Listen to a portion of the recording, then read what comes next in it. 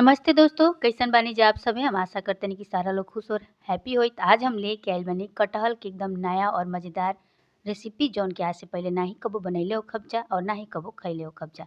तो चलिए जा आज के मज़ेदार रेसिपी देख लिहल जा। सबसे पहले हम एइजा आधा किलो के कटहल लेले बानी, एके 2 टुकड़ा में काट लेले बानी, देख सकनी जा। अब एके का कइल कि छोटा-छोटा टुकड़ा में काट दिहल जी। त आज हम जौन रेसिपी ले आइल बानी बिना काटे, बिना छीले बहुत ही आसान तरीका से बिना ताम-झाम के हमनी के कटहल के रेसिपी बनावल जी। त सबसे पहले छोटा-छोटा टुकड़ा में के काट लिहल जी और जौन एकर ऊपर भाग वाला बा एके काटहु के नइखे, आप लोग यही तरह डायरेक्ट पानी में के डाल देव जा।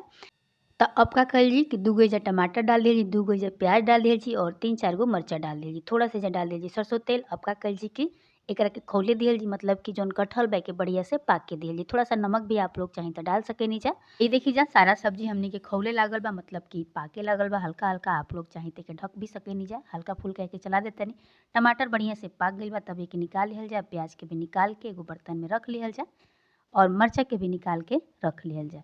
अब जब तक कटहल पाकता तब तक का कइल जी कि एगो मिक्सी जार लिहल जी और जौन प्याज बा ओके थोड़ा सा छोटा-छोटा टुकड़ा में काट दिहल जी, टमाटर काट दिहल जी, मरचा डाल दिहल जी, थोड़ा सा अदरक डाल दिहल जी, अब थोड़ा सा लहसुन डाल दिहल जी।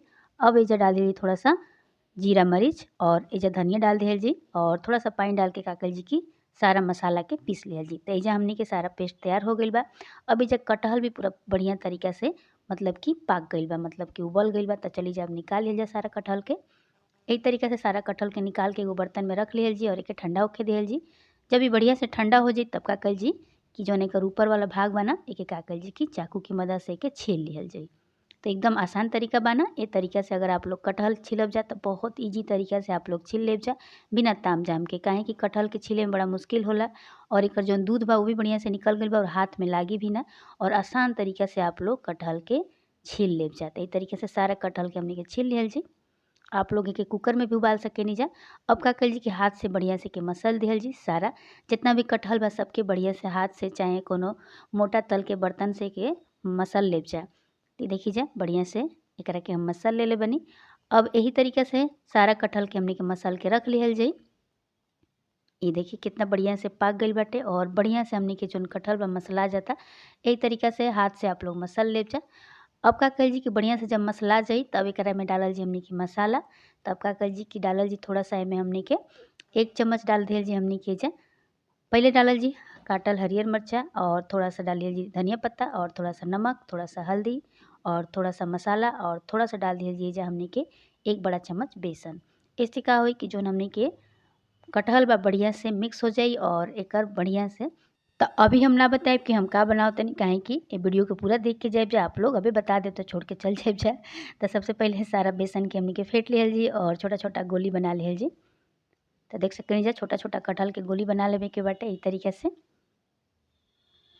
त सारा कटहल के हमनी के एही तरीका से हाथ से गोल-गोल चाहे लंबा-लंबा शेप में जइसन आप लोग के शेप दिहल चाही ओकरा हिसाब से एके बना के रख लेब जा। त ए तरीका से सारा कटहल के हमनी के एइजा शेप बना के रख लिहल जी फ्रेंड्स। त ई देखी जा सारा कटहल के हम गोल-गोल शेप में दे देले बानी, थोड़ा सा लंबा-लंबा साइज़ के बा। अब एइजा हमनी के तेल गरम कइल जी कढ़ाई में और एक-एक करके सारा कटहल के हमनी के कढ़ाई में डाल दिहल जी। त आप लोग देख सकेनी जा फ्रेंड्स हम सारा कटहल के जौन भी हम गोली बना के रखले बानी बॉल जैसा सबके हमनी के कढ़ाई में डाल दिहल जी और बीच में एकरा के तरीका से चला दिहल जी और अलट-पलट के सारा कटहल के हमनी के ई तरीका से पका लिहल जी। और एकरा के हमनी का कइल जी कि धीमा आँच कर दिहल जी और धीमा आँच पे बढ़िया से पाके दिहल जी, ना त का होई कि ऊपर से ही पाक जाई और नीचे से कच्चा रह जाई। त ए वजह से आप लोग का करब जा धीमा आँच कर देब जा और धीमा आँच करके छोड़ देब जा ताकि जौन कटहल बा बढ़िया से अंदर तक पाक जाए।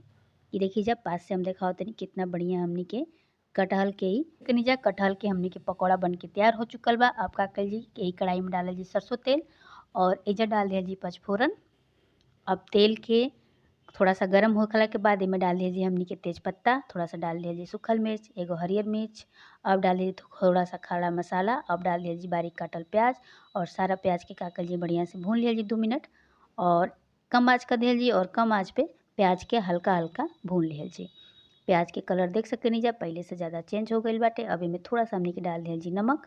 त नमक अपने हिसाब से डाल लेब जा, लेकिन एइजा थोड़ा सा प्याज में डालला से का होई कि प्याज जल्दी से गल जाई।